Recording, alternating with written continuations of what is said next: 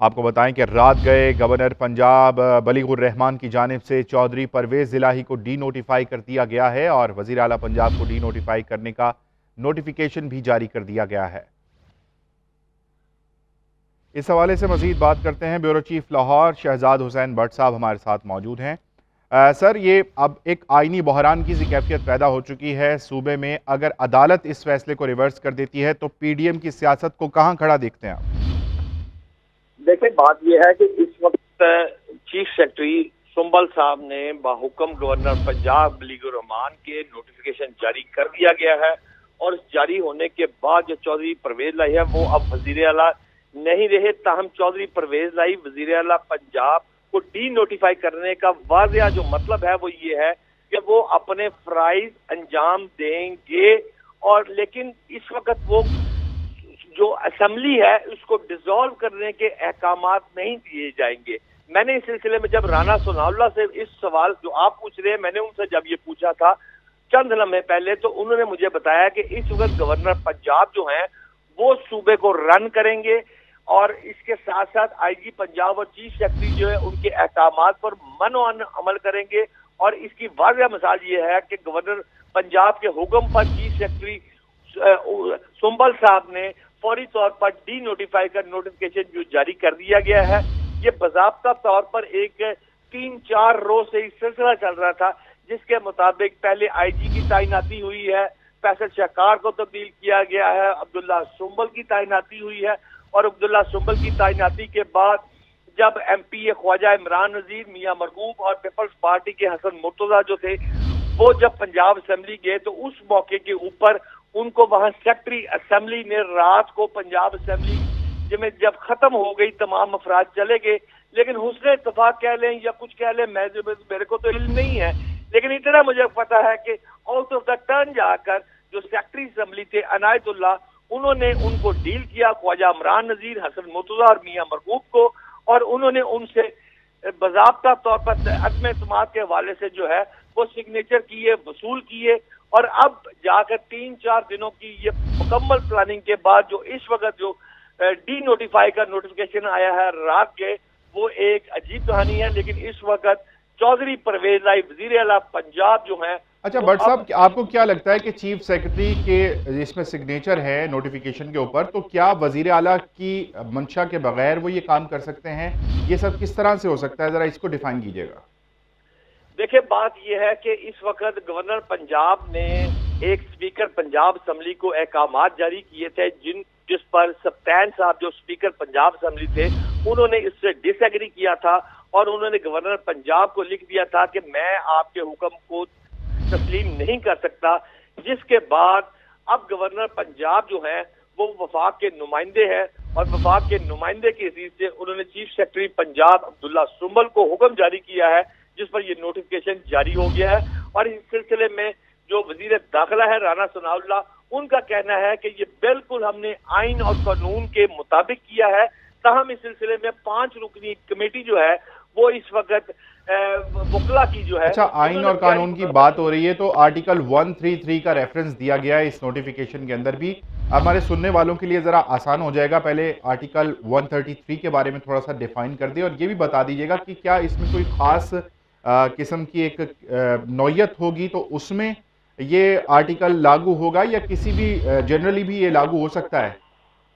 جی، آپ درست کہہ رہے ہیں، یہ آرٹیکل 133 133 کا جو آرٹیکل ہے آئین پاکستان کے مطابق، اس کے مطابق جو وفاق کا نمائندہ ہے گورنر پنجاب بلیغ الرحمان، وہ اس پر عمل درآمد کرنے کی اہلیت رکھتے ہیں، یہ ان کا استحقاق ہے، اور ان کے مطابق کہ اس وقت پنجاب اسمبلی میں جو کسی کے پاس جو ہے وہ تعداد کی ہے A186 کا ایک فگر ایسا سامنے آتا ہے جس کو لینے کے بعد کوئی بھی شخص وزیر اعلیٰ پنجاب رکن صوبائی اسمبلی کی حیثیت رکھنے والا شخص جو ہے وہ وزیر اعلیٰ پنجاب بن جاتا ہے۔ اس سائڈ لمحے پہ آپ دیکھیں 2 چیزیں کھیلی جا رہی ہیں، ایک تو کانفیڈنس کے ساتھ عدم اعتماد کی تحریک سامنے لائی جا رہی ہے کہ آپ ووٹ پورے کریں، اور دوسری سائڈ پر بھی ووٹ پورے کرنے کی بات کی جا رہی ہے۔ 2 اطراف سے کھیلا گیا ہے، اور اس پر عمل درآمد کرتے ہوئے 133 گورنر پنجاب اور رانا ثناء اللہ کے مطابق ہم نے پورا مکمل آئین اور قانون کے مطابق کیا ہے جی۔ اچھا، لیکن بٹ صاحب بات یہ ہے کہ جو پی ٹی آئی کا دوسری سائڈ کا موقف ہے وہ یہ آ رہا ہے کہ گورنر نے جو ہے اپنے آئینی اختیارات سے تجاوز کیا ہے۔ وہ یہ کہہ رہے ہیں کہ اگر گورنر وزیر اعلیٰ کو ہٹا سکتا ہے تو پھر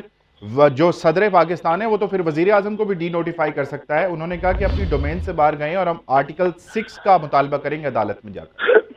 دیکھیں یہ آرٹیکل 6 جو ہے یہ بہت بڑا، پاکستان کے آئین کے مطابق article 6 it's a maximum penalty ہے، جس کو اردو میں غداری کا مرتکب جو شخص کو سمجھا جائے اس پر آرٹیکل 6 کا اطلاق ہوتا ہے۔ اس موقع پر پی ٹی آئی کا موقع، میری پی ٹی آئی کی ابھی ایک رہنما سے بات ہوئی تھی، اس معاملے کو ٹوٹل ڈس ایگری کر رہے ہیں، اور اس سے قبل کپتان صاحب تھے، انہوں نے ایک خط بھی لکھا تھا جو کہ پریزیڈنٹ آف پاکستان کو انہوں نے بھجوانا تھا، جو نہیں بھجوایا۔ انہوں نے اس خط کا متن جو تھا اس میں یہ تھا کہ گورنر پنجاب اوور ڈو کر رہے ہیں، اوور رول کر رہے ہیں اور آئین کا غلط استعمال کر رہے ہیں، لہذا وفاق کے نمائندے گورنر پنجاب کو صدر مملکت جو عارف الوی ہیں وہ ان کو ڈسمس کرے۔ لیکن جب نون کے رہنما سے ہماری بات ہوئی تھی تو انہوں نے کہا تھا پرائم منسٹر کا بھی یہ استحقاق ہے کہ اگر اس کی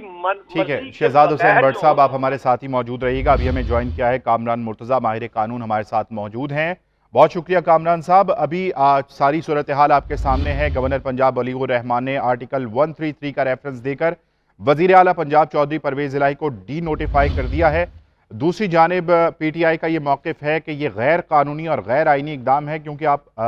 ماہر قانون ہے، اس حوالے سے روشنی ڈالیے گا۔ پہلے آرٹیکل 133 ڈیفائن کر دیں اور پھر یہ بھی بتائیے گا کہ جو گورنر پنجاب کا یہ اقدام ہے یہ آئینی ہے، قانونی ہے، اس کی کیا حیثیت ہے؟ دیکھیے، اگر کہا جائے وزیر اعلیٰ کو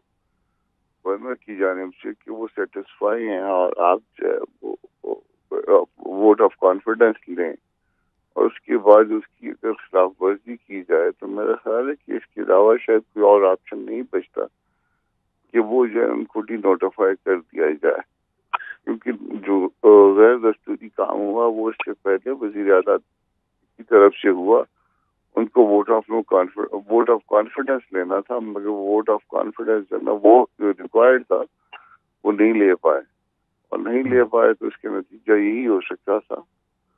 کہ ان کو ڈی نوٹیفائی کر دیا۔ اچھا یہ بتائیے گا کہ ووٹ آف کانفیڈنس لینے کے لیے کچھ مدت درکار ہوتی ہے، کوئی ٹائم فریم ہوتا ہے، یا آپ کسی بھی وقت جو ہے اس کو کر سکتے ہیں؟ ٹائم فریم سے گورنر نے دینا نا، تو گورنر نے ٹائم فریم دے دیا تھا۔